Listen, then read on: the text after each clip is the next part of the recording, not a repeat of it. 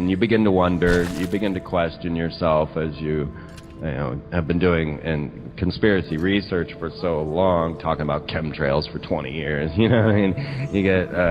You start to think that, well, maybe it's slower than I think it's going to happen. But I do really think that it will come like a thief in the night. And one of the key factors that I've discovered in this whole situation is that it seems there's a spiritual barrier that they must go through, and that is to get our free will agreement. And so they present us these concepts, ideas, and everything else through the medias, especially Hollywood and television, and then also music videos. And then we give our free will spiritual soul's agreement to their actions. And I think that they really have to go through that barrier, and that's why they present everything to us. Right now. They're obviously trying to push World War III. They're trying to push whatever button they can. I had looked at what I was seeing in our future, and I had listed that I knew we would go to war with Iran. I put this up on my website in 2006, saying that we would go to a war with Iran, and that this would cause the Russia-China alliance to then have a reasonable reason to start this World War III, to come after us.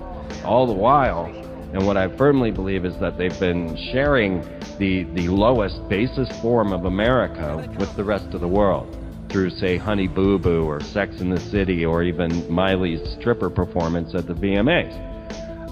And this then gives them that soul feeling that, well, it's okay to destroy those guys.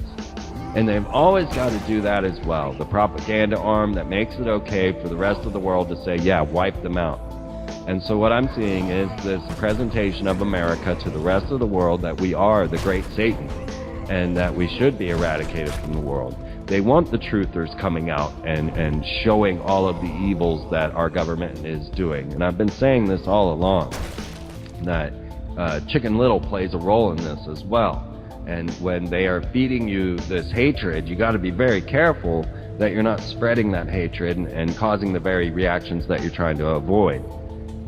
So I always recommend people go and watch Disney's Chicken Little, and they look at me like I'm green. And I'm like, look, you got to understand the propaganda before you can really understand what's going on. You wouldn't be thinking that Miley Cyrus was just doing some crazy stripper performance. You would understand that Walt Disney Co. was taken over by the military-industrial complex back in its inception and was used as a propaganda arm. A propaganda arm that Hitler's propagandist, Joseph Goebbels, found so... When Goebbels saw that Donald Duck had gotten 50% of the more Americans to pay their income taxes, he said, we need this medium. And they started making cartoons of their own. Now, Disney came out first, and it was Goebbels who thanked Disney for teaching them the methods of global mind control. And then it was the Nazis who tried to put a television in every home through the corporation Telefunken. And Telefunken is now AEG, which is one of the main distributors of our modern culture and music. When you start to branch out into the concepts that I'm dealing with, multi-interdimensional beings, contact with these interdimensional beings through ritual magic, the ideas of the elite using and performing invocations and things of this nature, that's when you start to really get to the puzzle. So I really feel like they're going to do some major event at the Temple Mount, and this is going to spark one of the major holy wars. And then, boom, the Pope quits, And all of a sudden we got a Jesuit Pope. Now this gets really frightening because now the Jesuits are another secret society who were actually given all the power after the Templars had lost theirs. We got the Hospitallers and the Jesuits, and we have always had this Black Pope who is the Grand Commander of the Jesuits, the General. And then we had a White Pope who was like Pope Benedict, but now our current Pope is also a Jesuit, so now both the Black and White Pope are Jesuits, and we've got the exoneration of the Knights Templar and a war going on inside of Freemasonry. These are the type of things that people should be thinking about in their global structures and looking at the political platforms. And Werner von Braun had given this outline to Carol Rosen, his secretary, And he outlined that there were beings from another dimension or from the universe, as he would say, and they are not harmful. And the powers that be on planet Earth that are, I guess, in communication with these other beings, we're going to use this platform to bring about. So they use the Red Scare, the terrorism, asteroids, and then aliens. The next step, it was asteroids. And I think this is going to play a whole lot heavier into the story later on. But then, as soon as I had put this together with Akhenaten and Obama with an asteroid hurtling towards his head, 3 months later, they announced that there was an asteroid heading towards planet Earth and was going to destroy all life. And this asteroid was named Apophis. And this really it sent a shiver down my spine. It freaked me out. I just couldn't believe it, because Apophis is Akhenaten's Satan, to destroy all life in 2029.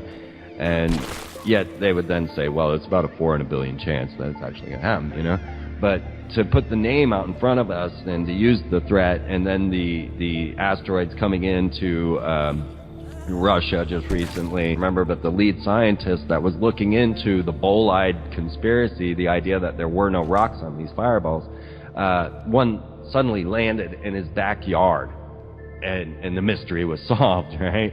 And I'm just like, this is too much. Well, all of a sudden they announced that fireballs were now classified as secret, and could they do interagency scientific research data, and all of the astronomers and the people that were using this data were up in arms. What do you mean? Right now, if you guys don't know, there's the United States Space Force. You'll see their patches on Stargate. If you watch the TV show, it is housed inside of Cheyenne Mountain, and there are space battle labs and space battalions and United States Space Force. And they have a collection of satellites orbiting the planet. There are numerous different variations, but this one, called the Space Fence, has just been shut down. And I think this is very unusual at the height of the threat of near-Earth objects, because they've been pushing this threat, saying near-Earth objects. You check JPL. Now, JPL, Jet Propulsion Laboratories, they were founded by Jack Parsons, who was an OTO, was a magician, was doing rituals to Pan to the launches of the nukes, and was working with Werner von Braun, L. Ron Hubbard, and Aleister Crowley. That's Jet Propulsion Laboratories. So once again, just always remember where the stuff comes from. Because once you realize it's the occultists putting televisions in your house, putting large hadron colliders to find the other dimension, it's the occultists that are doing this, not some great scientists. It's the ones that are already into these realms, like the Nazis and the SS and the Thule Society had the foundation for the Nazi Party by communication with extra-dimensional beings. So just, never underestimate this situation. Of course, aliens being the next step in Werner von Braun's explanation of the end of the world. So I'm real curious when the big show happens. And I think that, yes, it would have to come to the point where we are at this destabilization, Fukushima destroying everything across the Pacific Ocean, just getting to this point of no return. And that's when the Great Savior V scenario might occur. I really think it's going to be more on that level than on the ground warfare. But yet at the same time, I feel like the Sandy Hook event was there to perpetuate the purchase of guns. There's never been a greater sale on AR-15s than after Adam Lanza died in Sandy Hook, along with all the children that he supposedly killed. To me, that is psychological warfare to cause people to buy guns. The idea, they're taking your guns, is to tell you to go buy them. So now we're all well armed with these semi-automatic weapons, and so I do believe that they want us to kill one another, and that's a big part of the plan. So destabilizing the economy, causing the strife, along with all of the global problems that are going on. Because the new warfare, every time we have a world war, it's a step above. We went from, just shooting one another with one musket to then, jets with the Nazis, and then moving into the modern warfare. Now we've got the largest submarines in the world going around, and we've got, things like the Norway spiral occurring out of submarines. I think that the powers that be now have the powers of God. They are able to cause earthquakes, floods, superstorms, and all of that. So I think the new modern warfare might not even be recognized as warfare. It's a weird dichotomy, compared to old systems where in the past, they ruled us by a gun, by a sword, by a torch, where they would burn us at the stake for some of the things that we're saying, on these podcasts, Freeman, and I'm sure some of the videos that you've done, in the past you wouldn't be around right now, but now we can. And the guillotine cutting people's heads off. So, now it's pretty much ruled by the law, the rule of law, and, the powers that be, of course, wield the keys to the kingdom and the jails and the prisons, and they run the police forces and so forth. The privilege to speak our mind via the First Amendment, and right now we're not getting locked up in Guantanamo Bay, we're not getting killed or anything like that. So I do appreciate some things in the system, and there's a lot of things that I don't like as well, but slavery. We are definitely in a serfdom. We are all just slaves to this, and there's no real escape out of the zoo. Hasn't it always been that way, though? And we're just kind of given that illusion that we're free. Yeah, I think that we were simply given the illusion of freedom here in America, and because we've been lied to from the very beginning about the formation of corporations and the ideas of who's been in charge, and are we the Virginia Company? And I meet people over and over and over again, thousands, if not hundreds of thousands of people, and they're all good. They're all wonderful people that want to share. They're all people that want to go and, cook up the biggest thing they can to share with all the most people that they could. And this is the normal state of humanity. And the rest is the psychosis that's put before us by the psychopaths. People are forced into this psychopathic system, but the base nature of humanity is great and wonderful, loving, caring, nurturing, just beautiful beings, and we forget that. We don't realize as we wander around in the grocery store, like, why isn't that guy jumping on me and ripping my throat out with his teeth?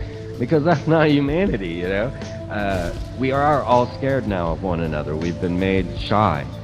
Through the indoctrination of school systems, through the Prussian school systems that were put through and put into different age categories and things like that to separate us all, so that we don't have any community, so that we don't meet old people and get to learn some stuff that we didn't know, so that we don't get to curb our actions of being around younger children, so that we don't offend their innocence.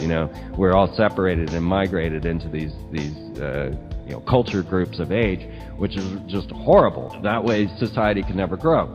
But I would see that if we were to disperse corporations, disperse central government, move into localized governing powers, then humanity would just grow gardens, love one another, live in homes, and everything would be really grand. And when we look to the system, it's always the occultist. It's always these ones that are dabbling in magic that are pushing the envelope, that are pushing the concepts of these technologies, and usually for the hope of gaining the access to the demonic realms. I mean, I always cringe when I use the terms myself, but these are their words. Because what we had in the 60s was a gathering of souls that were opposed to warfare and were really trying to stand united against the Vietnam War, to say, we are all together here.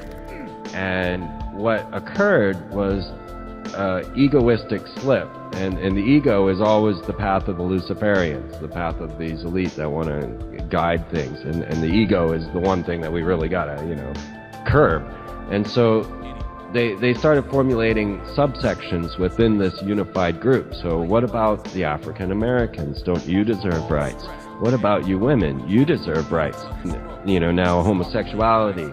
And what is occurring was each one thought this was a great idea. Yeah, right. Yeah, we need to stand up for ourselves. And what this did was disperse the unified group into a multitude of groups that could be more easily controlled, and then they were at one another. And when actually they're just being manipulated, because if we had stayed unified in the one thought, then we may have entered this whole structure of a war economy, and then used as a dispersal mechanism to cause strife within people's groups, and all of a sudden now they're battling each other.